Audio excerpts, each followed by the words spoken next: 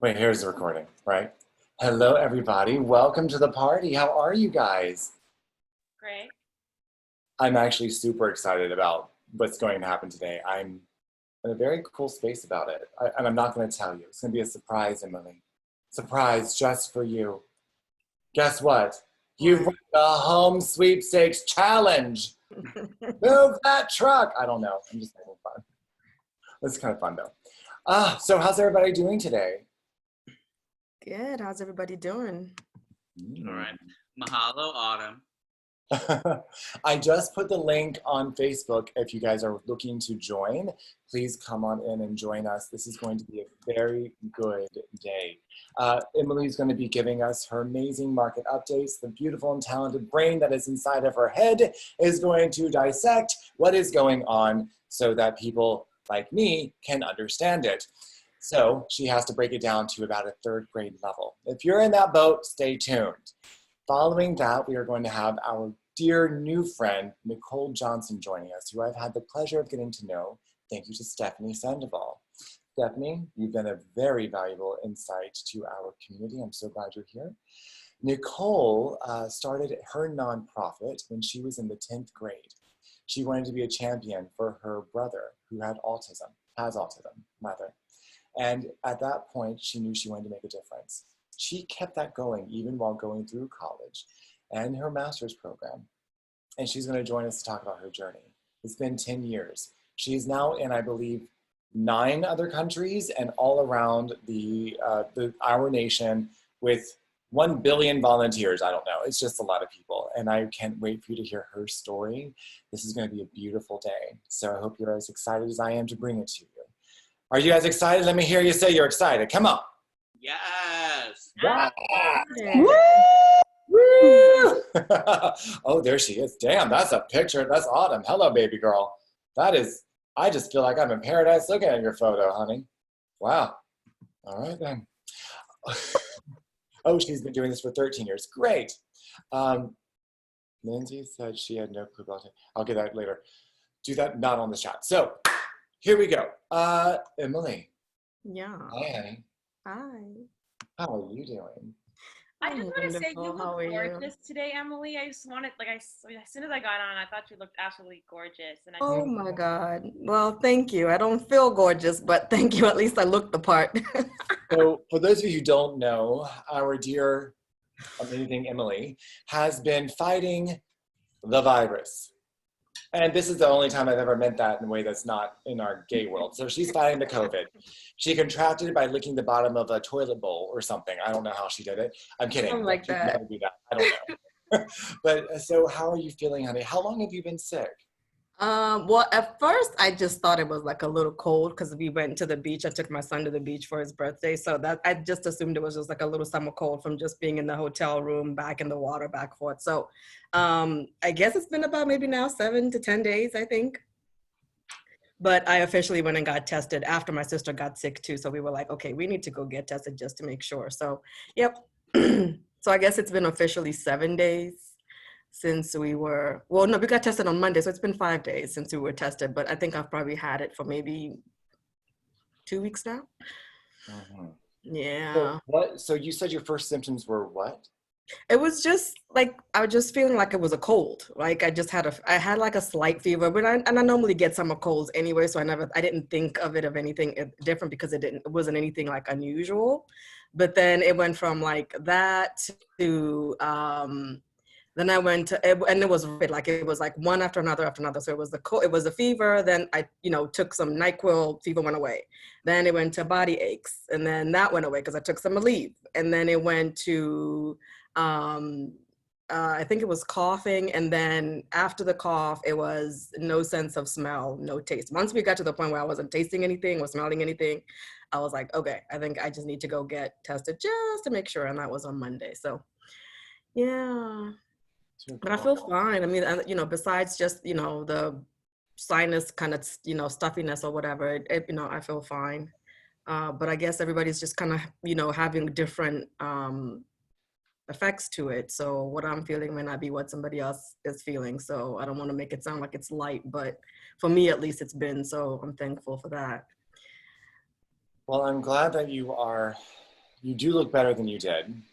I mean, for being, on your deathbed and everyone, blah, blah, blah. So I'm glad you are here with us and you're doing what you can to stay healthy. And God, I hope we find a vaccine for this thing soon. Drink lots of water. I've got Exactly. a concoction of like ginger and lemon and all kinds of stuff in my mix here, and lots of oranges. Oranges help. So Yeah, well, that's good to know. I'll stock up on oranges any day of the week. We're in Florida. We get great oranges. I know. We ship No, you guys the crappy stuff. I remember being at the drugstore like during the middle of this, like April-ish or something like that, and I was trying to find something, and vitamin C was completely gone. And there was one guy that said, "Yeah, apparently, like they're like infusing like a lot of vitamin C, or they were infusing vitamin C in people at that point to think that it would actually help." So, Yeah. makes sense. So for the sake of time, let's go ahead and have you do your market update so you don't drain yourself. I can't believe it. She started her stock market survivor this week, and we had our first night. How'd you feel? It was really good, wasn't it? It was so much fun. It's so good to get to know everybody that's going to be on it on a personal level, because we're going to be together for quite some time. But it was really good just to kind of get everybody's perspective as to what they want to learn and what they're looking forward to. So it was really, really cool to have that first one. So I'm looking forward to the next one and the next one and the next one. Well, I'm so excited to be doing it with you. First of all, for those of you who don't know, she and I, it's funny, Emily and I started investing in different asset classes at the same time, roughly. We got hired to do the stuff at the same time. We were in the same training class. It was all like, 20 minutes. And then she went on her way, I went on mine. And it's been so cool. We've been wanting to work together, and we never got the chance, except for the one time she visited an event in DC, and we clicked like this. What we always have. I mean, look at her. She's amazing. So so we always try to get together. So this is actually, I was trying to find a reason to work with her. So I'm like, girl, let's get on these calls and make this happen. Which she didn't think I was going to have going on this long. No. And then we decided to do the stock market survey. I really want to work with her, so I was going to force her to do it one way or the other. So yep. Good time. Well, I will give this, my update will be very quick. If you can I could probably just go back and just replay what I talked about last Friday, and it'll be the exact same thing, because nothing much has happened in the market. Other than just Tesla skyrocketing over the last 2 weeks because it's going to do a split like Apple. Did you guys remember me telling you about the Apple split and how it was going to reduce the prices? Well, yeah, Tesla's doing the same exact thing. And they're doing a 5-to-1 split at the end of August. And just off of that news alone, I think today it's like at 2,000, I think it got to $2,000, $2,093, just off of that news for the last couple of weeks. So once again, just when it comes to investing long-term and just having a portfolio of companies and stocks and all that good stuff, never assume that a stock is too high priced to get in, right? Amazon is almost close to 3,500 or 3,400. So you can never say it's too high up. You just have to be cautious as to how your entry. But let's take it a step back and just give you guys the numbers for the unemployment. That came out yesterday on Thursday, and we are looking at that same range of like 900K to 1 million. It did go up slightly from last Thursday. Remember last Thursday I told you guys that it was under 1 million, but yesterday it did get back up. I think it was like at 1 point. Let's see here. And I'm actually going to share my screen because I want to show you guys the mortgage delinquency numbers too. So let me do a quick screen share. And I promise I will not take a lot of time today. Let me screen share. Okay. Oh, can you not do it? Well, go get with it. It's disabled. There you go. And let's try again. There we go. Okay. Boom, boom, boom. So let's first, before we look at the housing numbers, let's look at the unemployment numbers. And let's go back. I gotta clean this up. Hold on, I gotta move this so I can be able to see where I'm clicking. All right, so let's do a quick refresh and let's look at this week.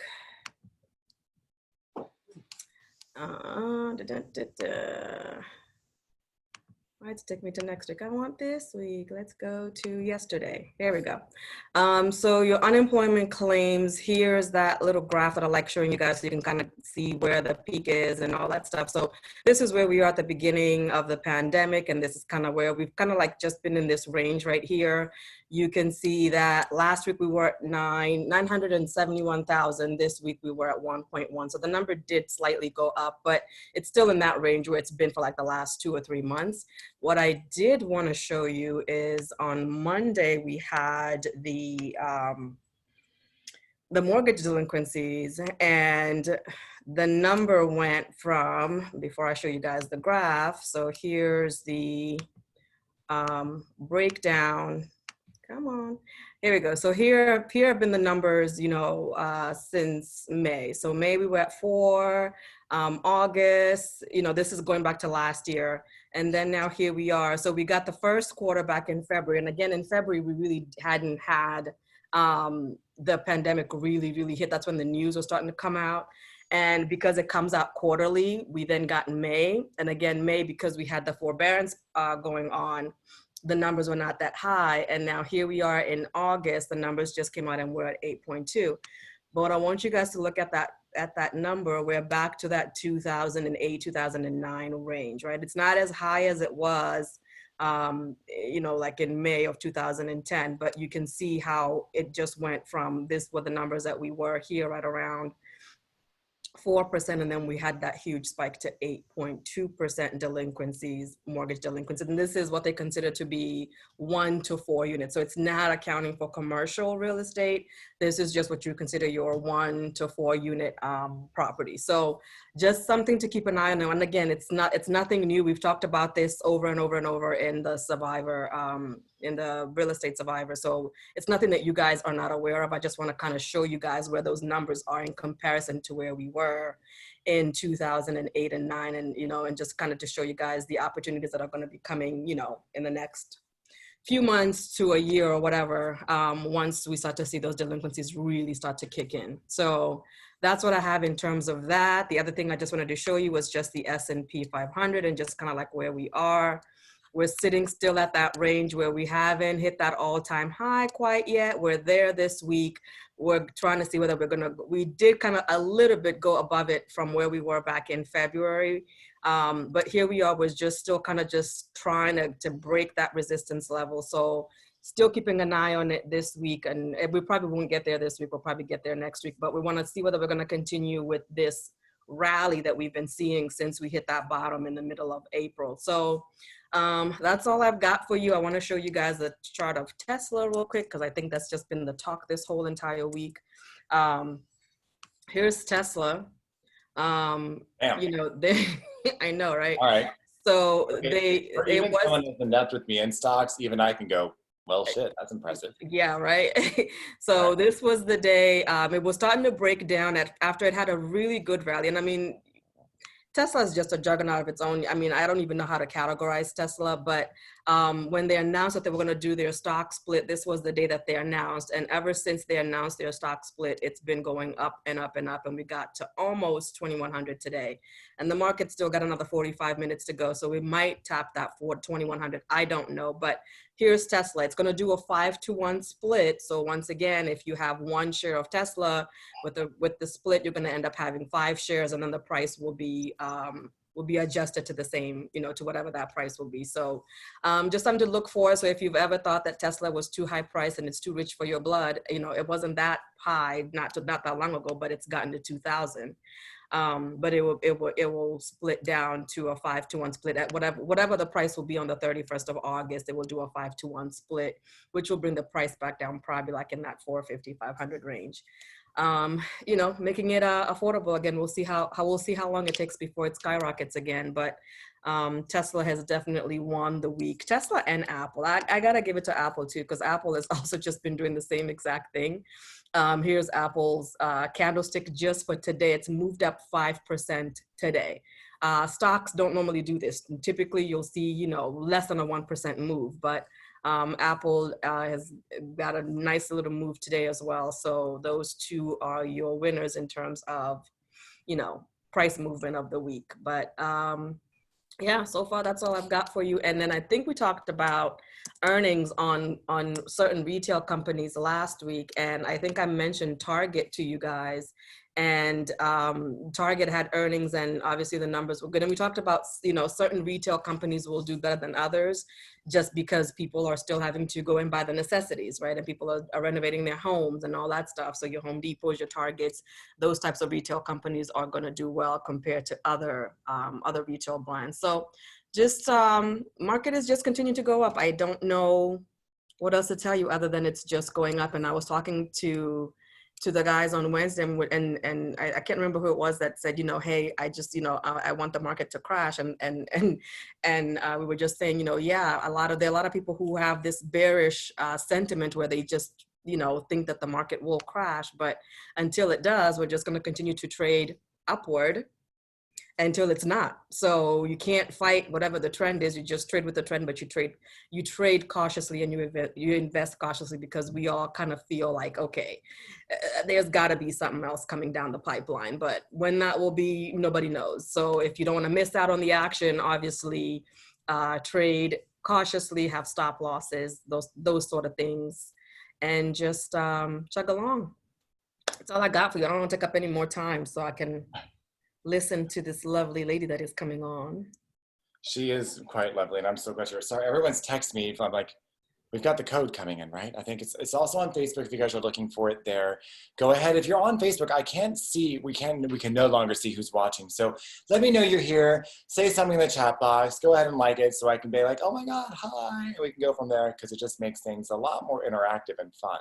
So we'll go from that. I am so surprised that two of the biggest hitters in our global economy, Apple and Tesla, are both splitting.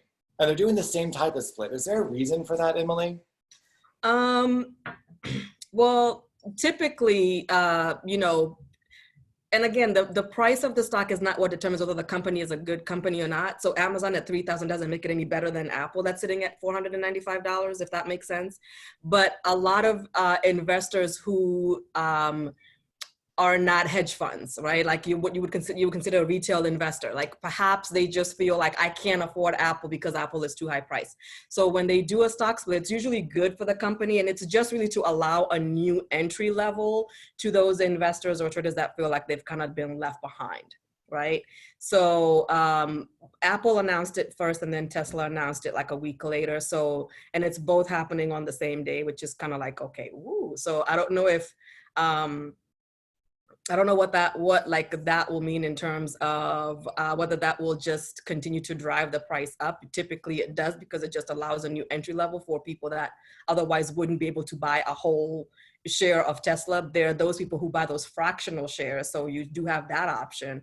But if you wanted to own a single share of Tesla, you're talking about $2,000. So when they do the 5-to-1 split, it brings the price back and allows a new entry level for people that might not have been able to be able to afford the shares previously. So it's a oh Lord. Damn. Okay. So sorry, a lot of things happened all at once right then. So I definitely do want to get involved with these things, and there are ways to get involved to buy a percentage of these shares. So you'd be ordering 1/5 of a share of Tesla, correct? Repeat that. You would own 1/5 of a share of Tesla? No, you're still going to own a whole share. So what they're going to do is, I think I explained this with Apple the last time. So if you take Tesla right now, it's going to do a 5-to-1 split. So if it was doing the split today, it's sitting at 2,093, I think, when we just checked the numbers. So you would take that 2,093 and divide it by 5. So it would bring the price down to 418, but you would end up with 5 shares at 418. So the value of your asset does not change. So it's not like you're losing money when it does a split. You just end up with more shares at a lower price. So if you are now looking to get into buying a share of Tesla, where before you were like, well, I don't have $2K to buy a share of Tesla. When it does the 5-to-1 reverse split, then when it does the 5-to-1 split, it's now going to be down at 418 per share or 420 per share, depending on whatever the price will be on that day. So it just allows a new entry point for people who may have thought that Apple or Tesla is too high priced or too expensive, and they can't necessarily afford to buy a share. But there are those fractional, I think, a lot of brokers, offer you like those, you can buy those fractional shares, or even through ETFs where you do own a portion of those stocks through ETFs and mutual funds. But if you're just like looking to outright buy those shares of Tesla, if you have 2K, you can only buy one, where now when it does that 5-to-1 split, you can have 5 shares. Well, I'm excited to get into that. I know that Bill wants to get into it. Does Trevor, do you own any Tesla or Apple yet?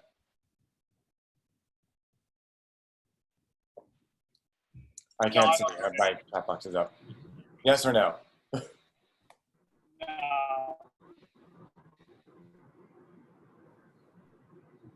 Why is it that the minute I get on a Friday call, that I'm so looking forward to, this is when everyone wants to call me back?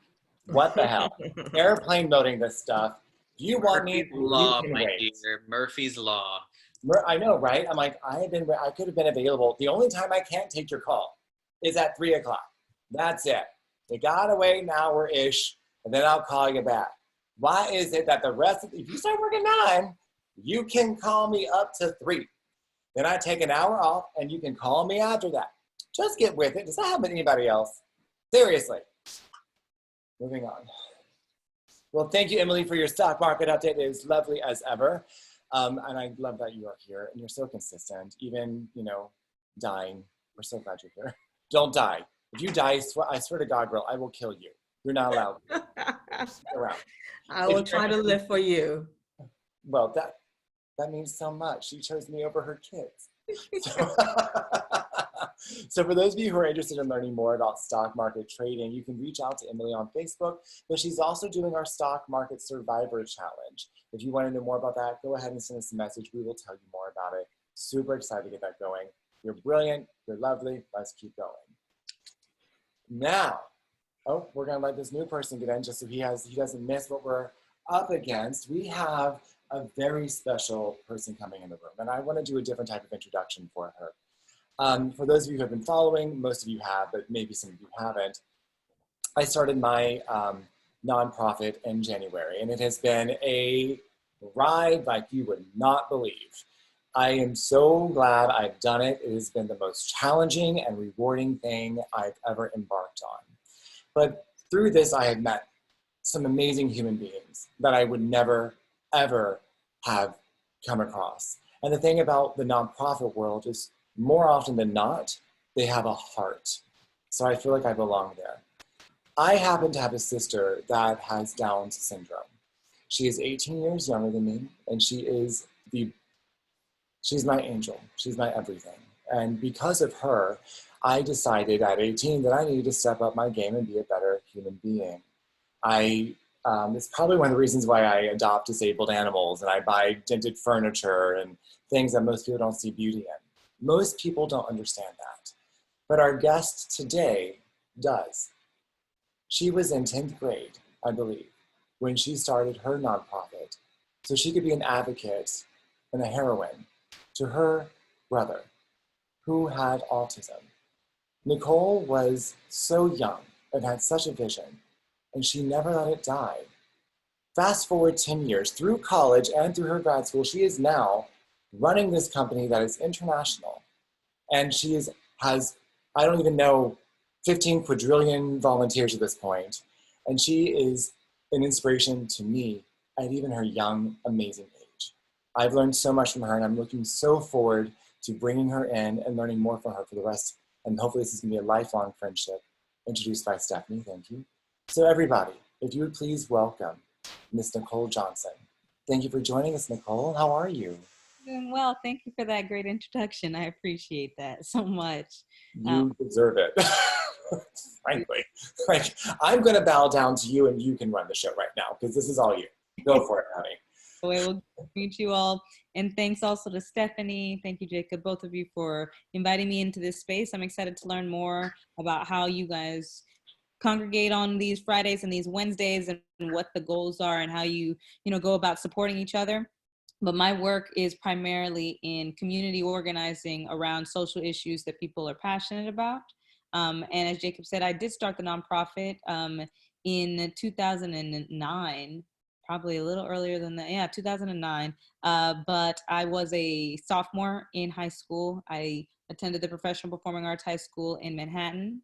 And my first show that we created underneath the nonprofit, which is called M.O.V.E, it stands for Motivation, Opportunity, Vision, Entertainment. Our first show was M.O.V.E for Autism. The idea is that we give community members the resources to address a social issue that they're passionate about, but we do it through some sort of creative means. So for my first effort, I created a dance show it was about an hour-long dance show with my friends from my drama and musical theater dance classes. And we got up on stage and led the first of many student-led movements at that high school, where we raised money for Autism Speaks and quality services for the autism community. And the organization basically falls and works upon that model of giving one person the resources necessary to create their own movement. And the idea is that movements are growing and changing. And as social issues arise, we as community organizers adapt. And so my work is highly adaptive.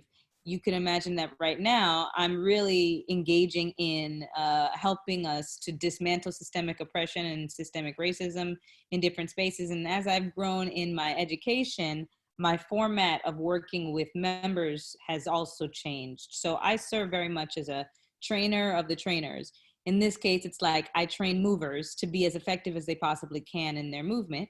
And we've gone across a variety of different social issues amongst all the new movers who have been added to this space. Things like autism, of course, celiac disease, cancer research. People are addressing issues like intolerance, bigotry, discrimination, large-scale oppression, addressing things like microaggressions, whatever they have on their mind. And most of the time it comes from their identity stories. I then help them develop something that's going to effectively address that issue inside their local community, or maybe sometimes on a national or an international scale.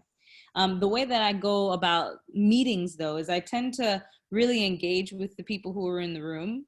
I would love to share a little bit about one of the main projects that I'm working on right now, but then I also just want to hear and show you guys a little bit of my facilitation model.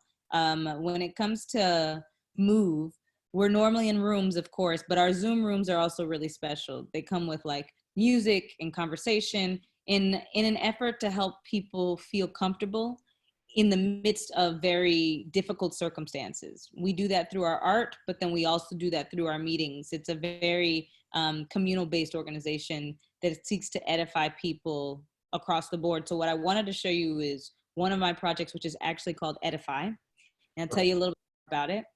And then we can kind of just jump into the room, and you tell me how much time you would like me to take up today. I'm happy to make it short. No, you just do what you gotta do. People gotta hang up, they gotta hang up. I'm finally got you, I'm keeping you on. I mean, we'll be done on Sunday, so just get comfortable. Get some water, whatever you need.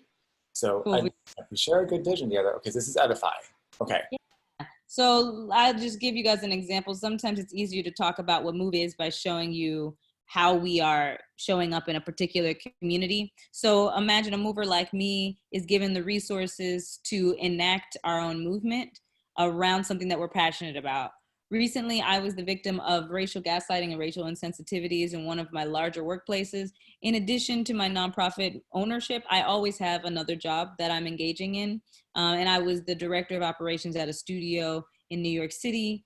In the middle of COVID, I experienced some racial gaslighting that essentially but I felt really encouraged to have to leave that place because I did not feel edified. In response, many of the movers and other people who did not feel safe in that work environment came together to create a new space that's all currently administered on Zoom, but it helps us to edify the communities that we see are struggling in a particular institution. And it also helps us to overall step up to be an advocate for justice when we see something like racial gaslighting, large scale oppression, oppressive environments in general. We now know how to stand up for those things. So I just wanted to show you what we ended up creating. and how multifaceted it is. This is also something that you could get involved in because there is a public version of this. But Edify is basically a space where advocates are nourishing other advocates in their work. We have this concept called the Harriet Tubman effect, where we engage in connecting someone to the workshop. So imagine someone like Stephanie is the unit in this equation. And then you add the unit to a workshop, a 5-week course, and there's going to be some level of change, right? We think that when you are given additional information, just like you're given additional information in your career in real estate, information like articles, resources, connections, networking events, it gives you a little bit more power. So we have this thing that we use, it's a mathematical exponent, where we say the more gatherings and instances of reckoning that you see, the stronger the unit someone like Stephanie will become. But then the thing that we try to create here at Edify is the Harriet Tubman effect, where there is enough courage or enough of an environment that feels like you are propelled. Some people have called it the Gryffindor effect if you're a Harry Potter fan, but essentially it's the courage to run or the freedom to run that Harriet Tubman displayed that gives us all a sense of like, yes, when you run into a social aggression like this in your workplace, it is okay to tell your truth. It is okay to expect more. It's okay to want to edify the vulnerable community in that space that's suffering. We think that this formula is something that can change the atmosphere of several institutions and then thereby our entire, city, our nation, our world, if we all create spaces in which people feel free to run or freedom to be courageous about the social injustices that they face. And so what we've been doing is we help people develop their advocacy story in workshop formats and professional development. And the purpose is basically to be able to advocate for justice in your workplace, in your house of worship, right there at your dinner table, on your social media feed. Through the workshops, people are learning and gaining new vocabulary and storytelling skills, and their capacity basically to advocate really is dependent on how much energy they have. So it's about helping them structure their stories and their energy so that they can best be of service. And then the main goal is to immerse you in this world of advocacy so it becomes sustainable, because we're trying our best not to just have one-off kind of movements. We want these things to be long-lasting. So in order for it to be long-lasting, what we've done is we've given people this idea that it's like you can do your best work as an advocate right there in your main institution, or the place that you connect with people the most. So Edify is very much inspired by the lunch counter sit-ins and the freedom rides of the 60s. And we say that today there is a modern day lunch counter. It can be something like your workplace, your college, your high school, your house of worship, like I said, your social media feed, of course. It could be a Zoom room like this. You always have the opportunity to stand up for justice. And what we do is we're trying to create this very egalitarian space that is everyone has power. It's people have been likening it to like a 12-step program, which is kind of like recovery for the racist in all of us, since we've grown up in a racist society. Or if you know of the Artist Way, some people call it the Artist Way for activism. And it's basically a 5-step program. We go through it over the course of 5 weeks. It's an hour and a half of engagement with us, where you will focus on identity, imagination, influence, impact, and initiative. And the real goal, though, is to be able to have an initiative that you take into your workplace and you present to your employer, so that you can actually maintain something called a Justice Advocate certification. And the certification is something that we will help you basically navigate the ups and downs of the pressure that you're going to be creating at your institution to demand change. So we call the institution, we communicate with them to say that someone like Stephanie or someone like Jacob is coming in with training that they've taken on for 5 weeks, and they're going to present something to you, and we expect there to be change. So that advocate, this certification is closing up on its first cycle. But what's really cool is because it is a cycle, you can jump in at any time. And it's something that we encourage people to just remain in for the rest of their lives, as we are undoing a lot of the things that we've learned in a racist nation. What's also cool about it is that we have a really cool app. I'm going to share another part of my screen right now. The app is the function of being able to actually immerse people within a culture of advocacy. So our app comes out next week. It'll be on iOS and Android. But there are different places that people can engage in: motivation, opportunity, vision, entertainment. And you jump into these little groups and you can receive curated content that helps you with your advocacy. Different opportunities like the march that's coming up on August 28th in Washington, D.C., different types of educational platforms if you want to share. And then if you're really interested in collaborating with your friends who are also trying to dismantle systemic oppression, you can jump into the group chat function and you can actually communicate with someone like a friend and have an actual engagement with them. There's also, it's a very similar to the concept of Facebook. You got a page, you got your own profile, you can go to events. It's a pretty fun platform. All that being said, lots of information, but it is one of our favorite, I think, initiatives thus far, because we're able to really help people work on their activism during this time. Because I know a lot of people are like, I know that I want to stand up for justice, I just don't know really what to do. And it is for people of all ages and of all races at this time, in hopes that we can really help people feel empowered and edified. So that's just one of the projects I wanted to share. I wanted to open it up and kind of hear from you guys about your advocacy stories. Like, is anyone really passionate about a social cause that they are engaging in with right now? Is it connected to your practice and to your work in any capacity? And then if not, if you don't want to share out, I'm happy to kind of just invite you guys into the work in some other way. I'm always open. Here's my little social media things in the chat. And I'm always open to having conversations with people separately if it's just like you didn't want to talk about it out loud. Okay. This is very conversational. So we're going to have it, everyone's going to interact and stuff like that. So let's talk, I want to talk about how you got so woke when you were in high school. Like how did you even know to take a stand at such a young age, or that you could take a stand at such a young age? Yeah, that's a question a lot of people ask me about, like my high school, as if it's funny. It feels like a lot of people find it to be like this very surprising thing that in high school you could be an advocate. But if anything, it was the easiest time for me to be an advocate. I didn't have any other responsibilities. Like go to lunch and work on like a show, and we could like have free resources and we had a free stage. It was just the easiest time. If anything, I'm just a really reasonable person. So I was just all like, it seems like this would be the time for me to do anything. But my brother definitely, and my love for him really stemmed into my activism. My brother was diagnosed with autism when I was probably 12, and I moved to New York from the suburbs of Florida when I was 15. And so when I got to New York, I was separated from my family. I lived with a guardian, my family, and they all lived in Florida, and I was performing in the entertainment industry.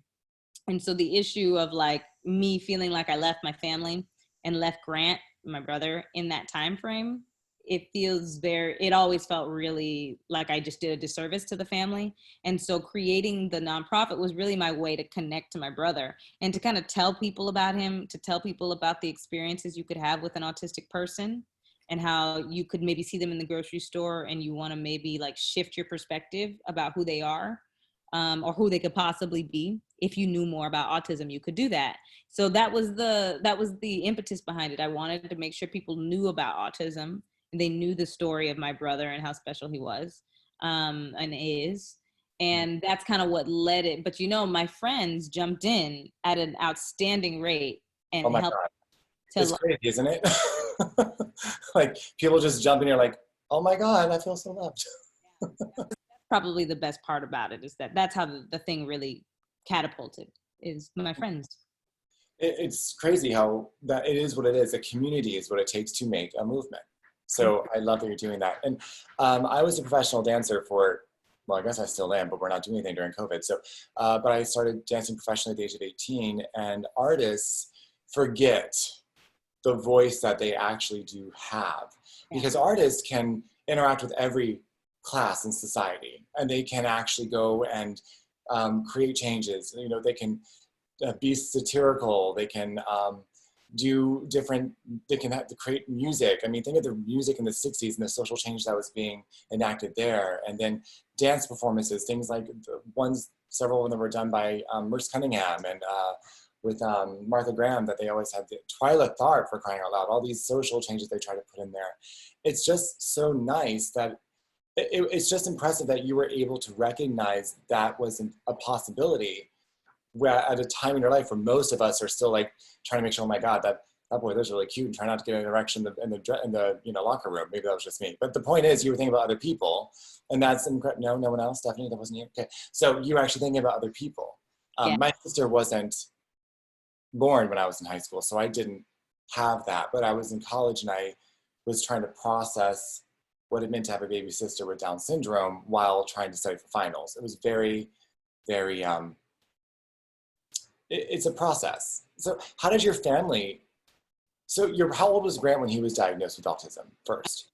It was probably 5 when he was diagnosed. He was probably 5 years old. We didn't know for a while what was going on, and then we went to a particular therapist to take on like a maybe 2 years worth of whether it was the diagnosis or not. We really didn't know. Is he high functioning? He is. I would call he's high functioning socially. Okay.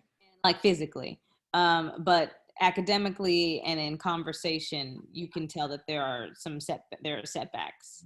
Yeah, it's interesting. The high functioning, low functioning scale is a little too stagnant for me. Yeah. Because he's like in several different areas, he'll be in different spots. I agree. Change too, like things are changing all the time. As he's introduced to new environments, he'll shift. But that's how old he was that's how old he was when he was diagnosed. And then when I moved here, I think by that time I was maybe 15, so he had to be 7. But he is an outstanding, just like being, that I think our relationship is what drove me to activism, because the processing of like how to be someone for your brother who is your lineage, you're like, or like who's your blood, you're trying to figure out how to do that. And for me, artistry was just my main way of speaking, and so it really helped me to be able to process. You were a dancer, or you're primarily a dancer, an actress, and musician. What was your primary art at that point? It was dance, and that's kind of where the term MOVE came from. At first, it became an actual acronym. But I'm sharing this, by the way, with all of my dance friends so they can see what's possible, because right now they're sitting in their home going, what do we do with COVID? I'm like, guys, you can make a difference. Let's find you a passion. So yeah. I'm so excited to share this with them.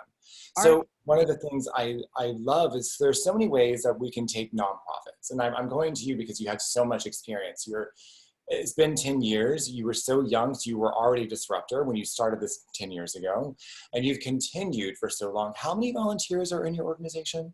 Yeah, so we've had upwards of 750 people who have been a part of the organization as a volunteer or a performer over the course of 10 years. But we communicate and have like connected with, we say, somewhere between like 2,000 and 2,500 people who call themselves consistent supporters of the organization through our organizers, because we have several organizers that I champion and support with funding at this point. Their audiences are essentially MOVE audiences, because we seek to invest in that community organizers so much that their impact grows.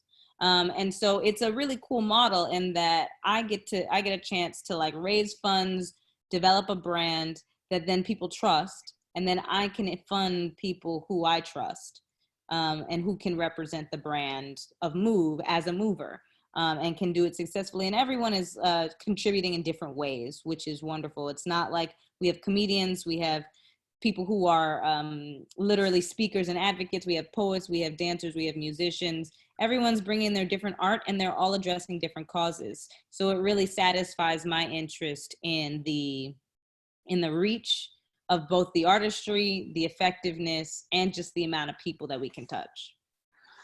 Well, it's incredible how much you're able to do. I love what you're talking about, like you're building brands that you can believe in and relationships, which is so cool. Like that's what we're trying to strive for. Are you guys starting to see where we are, where Stephanie thought there might be a relationship to develop here? So what we started creating with Investor Party, which was just a little idea that kind of exploded into what is becoming movement is we are creating for-profit businesses or developing entrepreneurs, and then they are going to have a nonprofit or social arm, whether that's a social nonprofit, environmental, or tech nonprofit, whatever it's got to be, whatever their passion is to make a difference in the world. The idea is that our community is a collective that makes everyone better and happier and more willing to pass something they're proud of on to the next person in line. So it's a different legacy than just, I want to make a lot of money. So one of the things that I found, I just want to ask your insight on this too, because it's something that I'm just noticing and I want your insight, and you can tell me if I'm wrong, please. What I'm noticing as I start to network with other nonprofits, that people are, that they feel struggles in, that the biggest thing I'm finding is most of it's funding. How do you get funding for these things? And they're scared to even ask for money or how to ask for money, or how to ask for funding. Mm-hmm. How to create a nonprofit that is self-sustaining, that will support its the salary of the founder or the CEO or the staff, the administrators, because it does take a heart and a life to get those going. And you, like you said you've been working the entire time, right? Like you've not had a salary for M.O.V.E, correct? Yeah, I have not taken a salary for M.O.V.E. If I ever do compensate myself, it'll be due to working on a project, just like one of my organizers might be working on a project for the organization, and there's a contractor, and the contractor will pay certain movers. If it's a different mover, I pay them, but if I need to take a role, I'll pay myself. And that's rare. I'm not that great at supporting myself, I realize. So what I've always done is I've had a full-time job. So I worked for the mayor's office. I worked for de Blasio for like 3 years, and lots of civil service organizations. And then my recent job was the director of operations at a studio, an education studio. So I've been doing that for the past at least 6 years after high school, or 5 years after high school, always with a full-time job. That's impressive, because I know how hard it is to get a nonprofit up and moving, and I mean, I'm experiencing it. So it's a full-time job on its own. So you were really just grinding at both ends. How did you not burn out?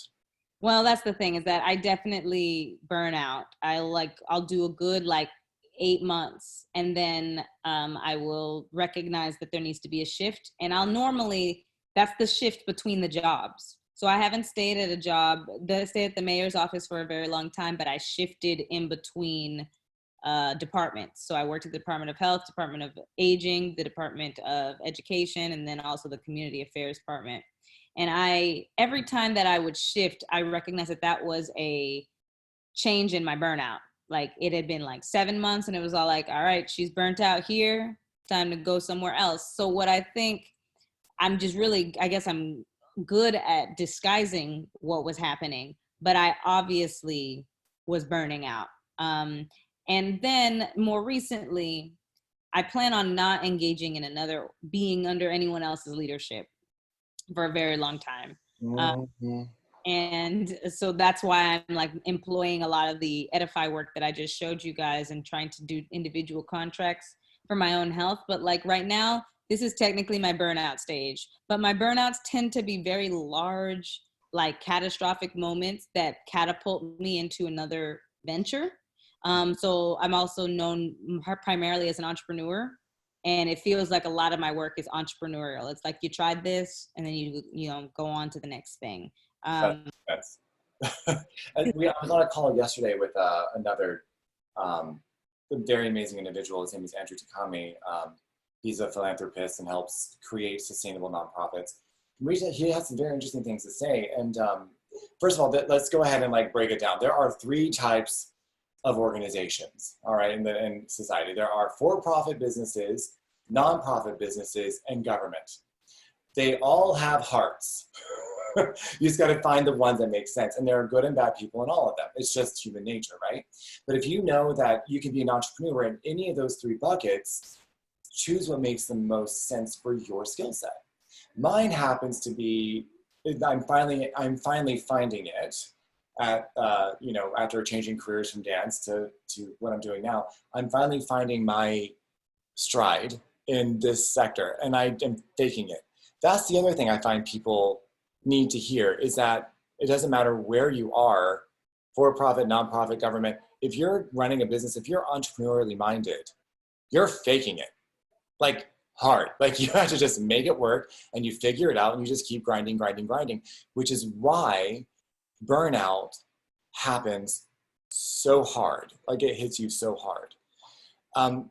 Do you have a support staff that you can talk to or you delegate to, or what does that look like in your organization? Yeah, thankfully I do. And we've been building out these egalitarian spaces so that it takes off a lot more of the pressure from the lead facilitator. So I have basically I had like a 4-person round around me, and then another ring of like key 15 movers, and then other movers that are like transitioning and trying to learn more about the organization, receiving funding in some aspects. So it was kind of like I had a ring of movers around me personally, and the idea is that is basically, that could happen for any mover in that space, is that we could all create our like 4-person and then our 15-person and then our large scale. Like it's supposed to become a very large system. I then decided more recently that I needed to create egalitarian spaces, that there was just more thought leadership amongst the leading team, so that you weren't always the main person coming up with the concepts and the ideas and executing them. So I started bringing in additional people, and Edify is one of my favorite ventures because of that version of support, where it is literally layered into the work that it can happen without me, that the workbooks and the resources are like sustainable, like someone else can run that session. There's no excuse for it being always on Nicole. Now, I am interested in being there in the beginning stages, specifically for this first group of people, but I'm definitely not interested in like it becoming Nicole centric. It's community centric work is what I utilize as the term to better understand how to be sustainable. I love that. And I understand, like, I feel like I love hearing about this stuff because I rarely get to talk to people who understand what we're trying to do, and so I'm loving this. So actually, before I keep going, does anybody have anything they want to share or ask? I could keep going all day, but I want you guys to ask questions and get what you need from Nicole as well. This is so interesting to me.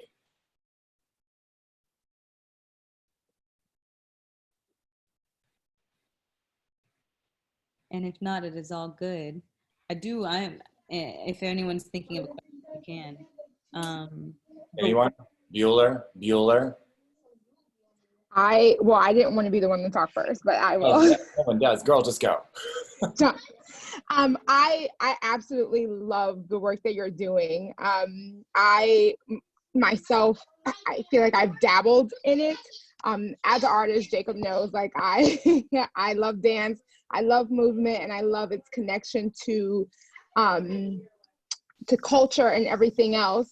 I want to know, you're kind of talking about burnout, and at your job, jumping from one to one, from one to the next. Well, actually, you probably were doing mostly autism work before, but I wonder is that burnout from just like being overextended in time? I know for me personally, like it's hard trying to engage in social work and have so many jobs at the same time. Amen. Because then I'm but then I'm constantly seeing life through that social justice gaze, and people will say things or do things that are microaggressions, or they and I truly believe that people mean well, but they just say something and it kind of rubs you the wrong way, and it's like, okay, it'd be so much easier if I could just turn everything off and just have the nice, happy, smiling autumn face instead of the, now I have to engage in social justice phase. So is the burnout really just from time, or is it from really having that passion to be kind of make the world a better place, and then you just see so many things that you always feel like you have to fix? I hope that question makes sense. Yeah, it does. And it's a great question. I think my burnout is primarily because of the frustrations that I would see in my other jobs. The work that I do in this perspective with Edify and with M.O.V.E, is like passion work. I understand that it's going to be extremely long and that most likely there will be nothing that's fixed. I always liken this activism story of like, you walk into a room and it's like, it used to be a room filled with mirrors and now all the mirrors are like broken and on the floor. And everyone's trying to like get things back to like how it used to be, like, or fix it somehow, right? And I've gotten to the conclusion that we're never going to fix the mirrors that have been broken in our society.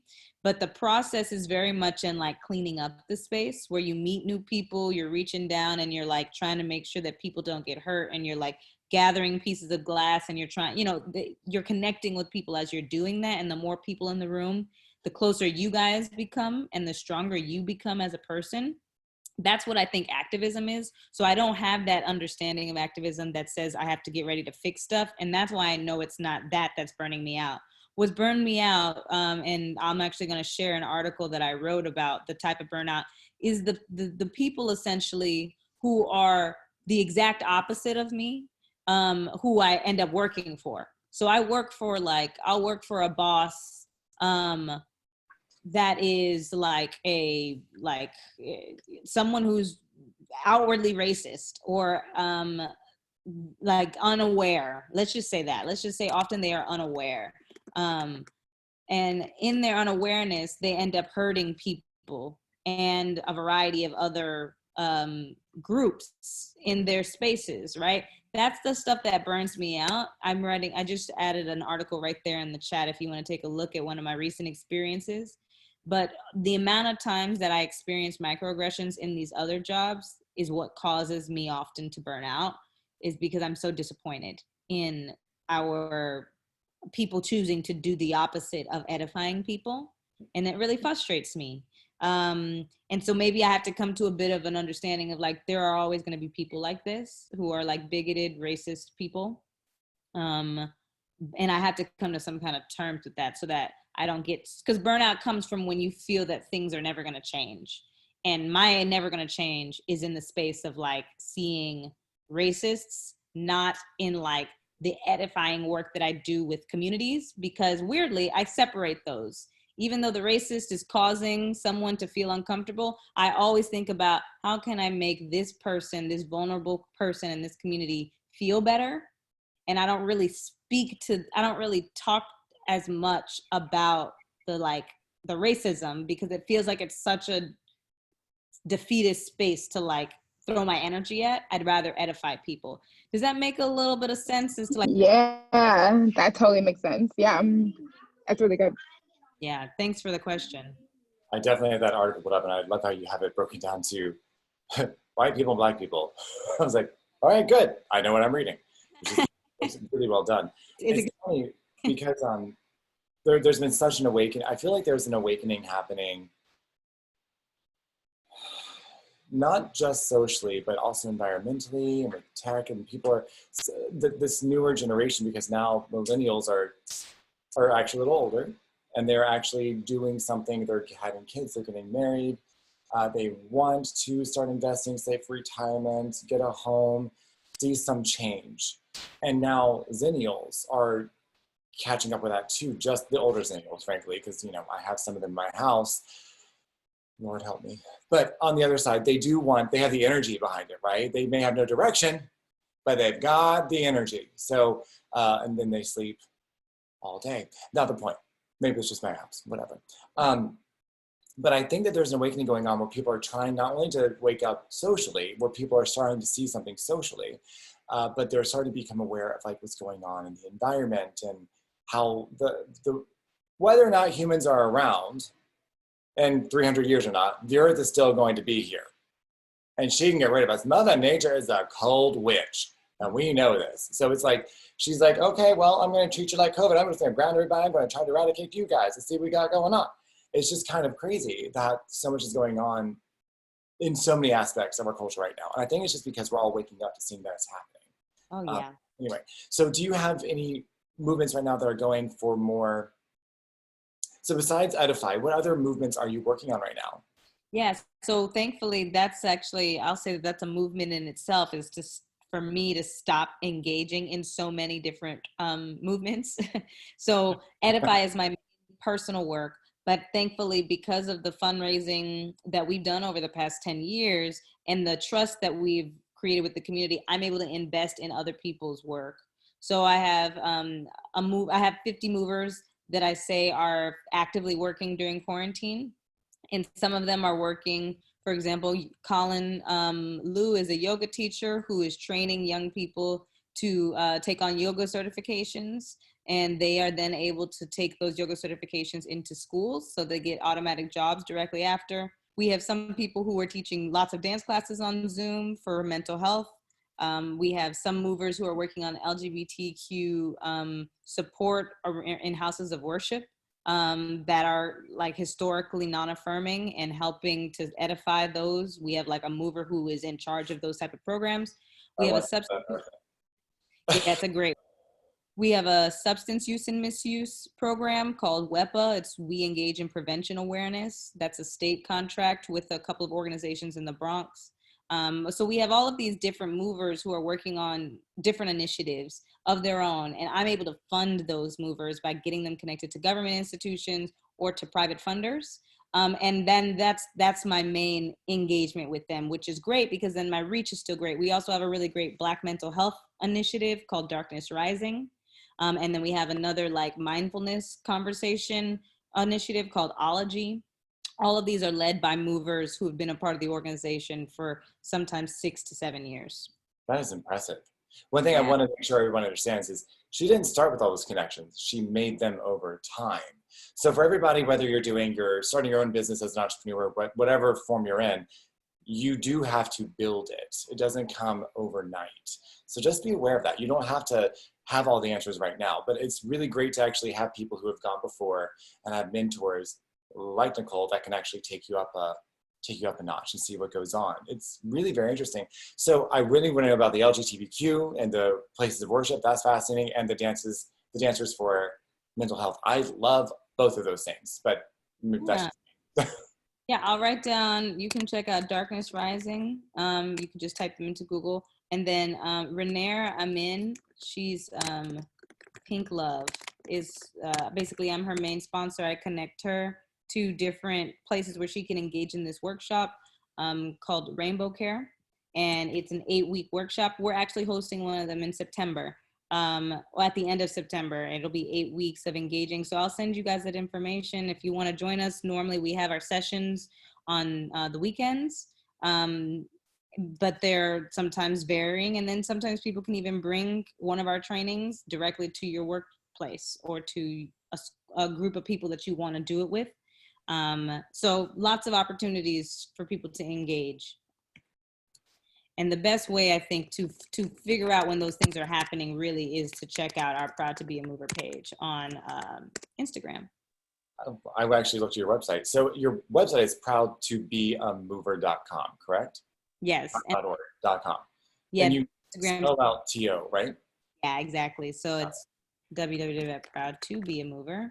And then the Instagram is @proud2 And that's our student-led blog because our students are jumping on there, sharing their stuff, sharing their work. It's been really fun. Thank you for following, and I'll make sure to follow you guys back. But I know that the collaboration between real estate and nonprofit work, or just entrepreneurship and nonprofit work, is an important one.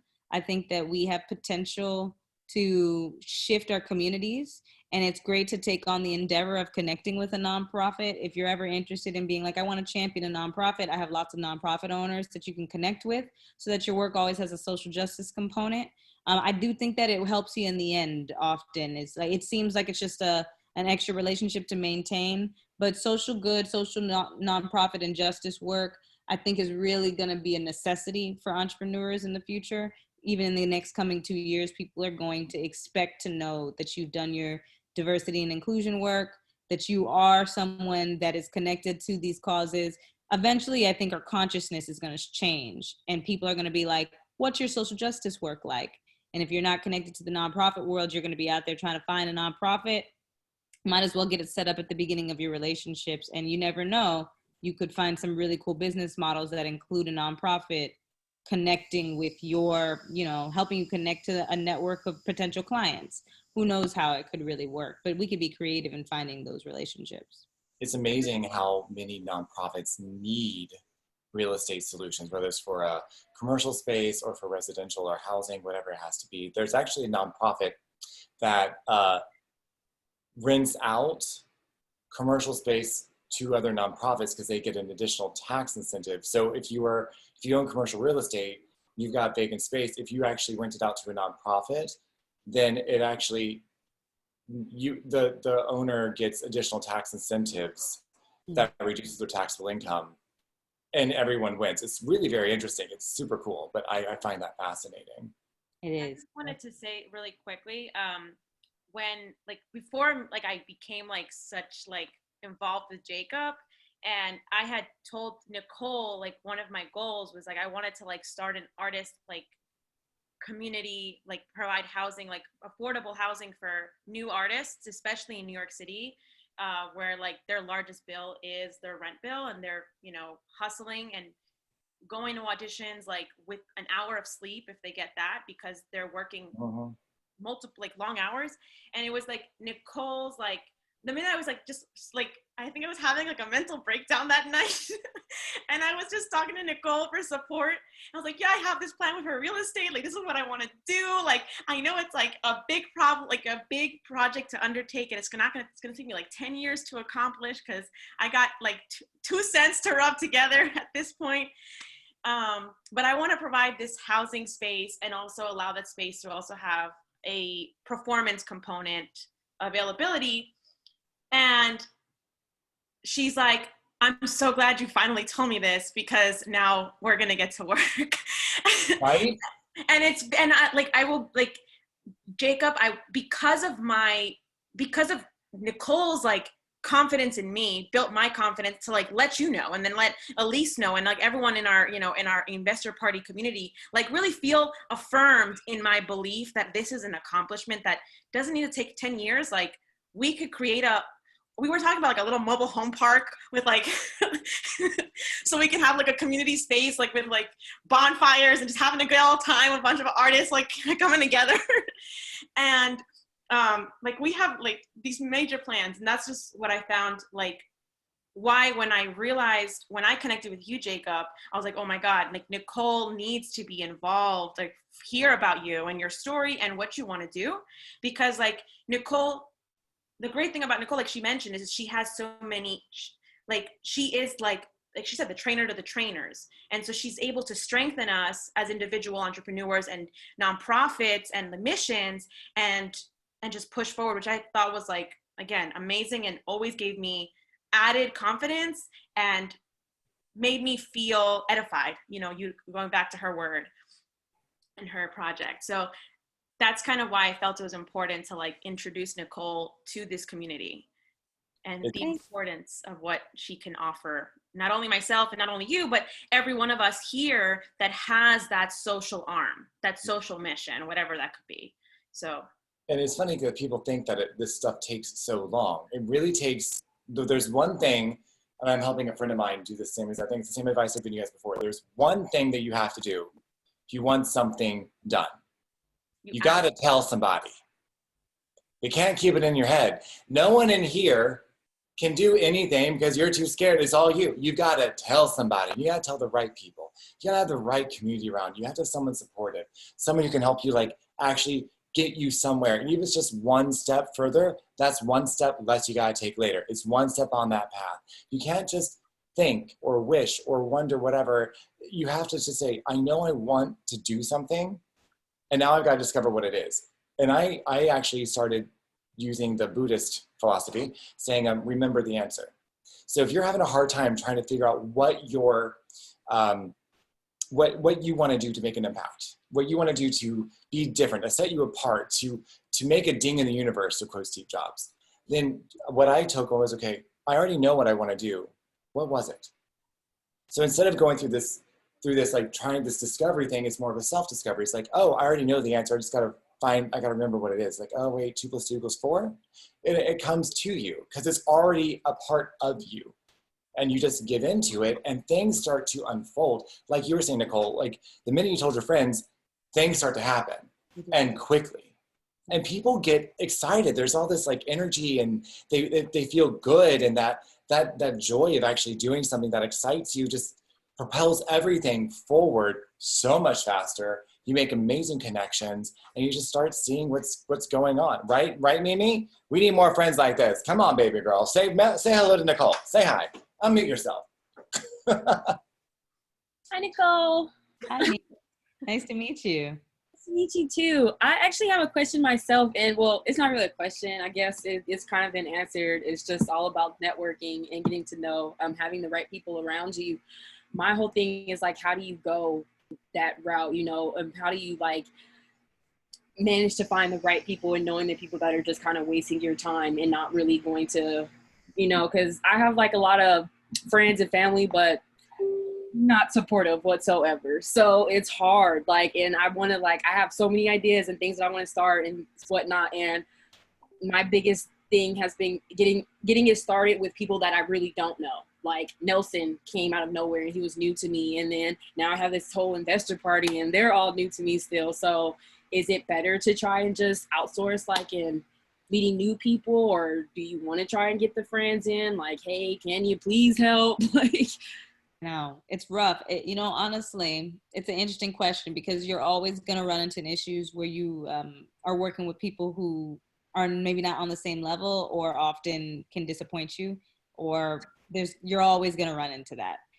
Even if you went on the friends route or the people that you don't know route, it's kind of trial and error. You got to have a lot of resilience just to be like, when that happens to me, I know not to like feed into a bad relationship, a bad working relationship, you know, just get yourself out of there when you know. I think it's because I have a combination. I have close friends that I need for like emotional stability who have known me for a while and know who I am and I can trust. And then I also have like new relationships and working relationships. Honestly, I'll tell you, the working relationships, the ones that are new from like me, like learning about them through coffee dates and sitting down and just like learning about our vibes, I'll tell you that I think those are the ones that are more successful. But I will say that I also have some amazing friendship relationships that have been like seeing them grow in such a beautiful way. I think the issue that happens when you have the friendship situation is that it's hard to separate the personal hurt from the business situation. yeah. Sometimes. You don't want to be that disappointed in like your best friend sometimes, you know. If you want to work on establishing boundaries, having conversations with them to be like, this is what I expect from you. And then there's a lot of like forgiveness and trust that goes into it when they can't be there fully. But that just feels like a lot of maintenance sometimes. But I will say that I probably have more friends in my organization than I have those outside relationships. But I'll say that right now in this season of my life, the people who I don't have strong relationships with are probably the most successful people that I have funded. Like strong as in like, I've only known them for maybe 2 years. I've seen a track record, you know, that's been stronger. But like my ride or die peeps right now are struggling and it's difficult to see them struggling, but you also got to know that that's just probably a season. Right. And, you know, if you trust them and you know who they are, just kind of wait it out. Like try and be there for them. It's probably going to be a great testament to your work, but just know that like, yeah, it gets personal and you're like, what is happening? So Right. I think you just said that. With my best friends. When I was in so when I was in, this has happened. I've uprooted my life 3 times, and one of my best friends that I've had since 7th grade. We were performers together in Chicago. We had our own show together. We had a cabaret we were doing every other week. It was amazing. We had great chemistry. I had to leave to pursue my career. I had an opportunity. I had to leave and come to Boca. And believe it or not, who moves to Boca in their 20s? So, but I did. And the secret to staying young, by the way, is move to where everyone's dying. But it's just wonderful. Yeah, if you go there, like I'm a toddler. It's fabulous. So I saw that I had to pursue my truth because I had to move upward, right? Now, we my friend who's known me since 7th grade and who's, I always say to do something and he always is grateful for my encouragement and my pushes to do it because he always says thank you later, always fought me every idea because he's so scared of life, of taking a chance, of making a risk. I invited him to be part of our community several times. Gave him training on real estate, gave him books, invited him to be part of our courses for free. So he could actually like do something and he won't take it. And I can't force him to because like Nicole's saying, it might just be a season. But I had to have a conversation with a couple of, I think Bo and I had it and Derek is outside, about how sometimes, even though I've known him since I was 7th grade and I will always love him and have a space for him, it doesn't necessarily mean that our friendship can continue in the same way because I'm in a different season, right? So some plants just grow slower than others. And you just have to let that happen. Now, that being said, how you start networking with people, what you bring to the table, how you get to know yourself. If you get to know who you are, you're gonna find people that encourage that. Yeah. And that community is what really elevates you to the next level and answers so many of those self-doubts that you have. It gets you out of your head and into a place where you can feel supported and that you can contribute. So I am so excited that Nelson brought you here and I cannot wait for our community to help your light shine, darling. Welcome. Excited to. Thank you for having me. Mm-hmm. By the way, Nicole, I think the reason why our organization has just like started to skyrocket with what we're doing is because we are mostly women and minorities all the time. Like there are queens everywhere, there are women everywhere. We don't have a lot of men trying to slow us down. He's actually outside fixing a roof, which is wonderful. Listen, for all you straight guys there, I want you to know, I love you guys. You fix stuff. I can't believe it. I need to get one of you, like just to keep around. It's wonderful. But like, we're so glad you're here. Thank you so much. But look what happens when you have a little more diversity in your group. Things start to take shape. So anyway, I just want to say that. So Nicole, what I wanted to, and we've had these conversations, we've only had 2, but one of the things that I'm really excited about working with Nicole and you guys as well, she's gonna help, ideally, our community create other visions and pursue things like Stephanie's Artist Collective and what we're doing with LGBTQ, kids coming out of foster care, things like that. We're gonna start developing the visions that you might have. And then my side of it, my strength that I know I can help deliver is coming up with ways to find assets that will bring in income for your vision so it becomes sustainable. And I think that's a really exciting partnership that's able to be created through all of us. It's not just me and Nicole, it's everyone that can make this happen. I think that's exciting. Anybody else think it's exciting? Anyone? I mean, I definitely agree. And that's why when I realized Nicole's support and then you supported my vision, I was like, oh my God, I'm going to have 2 forces that can better support me and make my vision a reality in a faster, like I said, I thought it was going to be a 10-year project, right? And like, it's definitely going to be a project that might take only a couple years or a handful of years in comparison. But why does that take so long? I mean, you know what? Let me find the asset right now, and then we go and we come to work. There's a couple. You found a hotel. You found 40 multi-fams around the my boyfriend's apartment where we're at, and I'm sure we'll just acquire them together. start the nonprofit arm, and we're good to go. There's so much you can. Honestly, the minute you find something like, and Nicole will tell you, where most people get stuck when they're starting business, they run out of money getting their business started, really. Like if you are idealistic and you don't have a lot of savings, you want the stuff that you throw it in and then you run out of money because you don't really have a plan. What Nicole was saying earlier is that there is money out there if you have the right connections, the right vision, and the right mission. Is that correct, Nicole? Yeah, definitely. I think there's, we have to continue to up our networking level. And in order to do that, it's a lot of personal and identity work. I think that's also why sometimes ventures take longer, is because our identity work doesn't get us high enough, or we haven't done enough of it for us to be in the right circles, for the ideas to manifest easily. So there's a lot of like personal work that you have to do on so many different levels, on like literally, sometimes I even think about like appearance, personal, spiritual, mental, you know, health, all of those things, in order for your ideas to manifest, your person has to be extremely high, in my opinion. And so I find it okay. That's why I think I spend so much time being like, I'm just gonna wait. I'm not gonna like try and do my nonprofit the year I get out of high school or the year I get out of college, because I just didn't have enough education, in my opinion.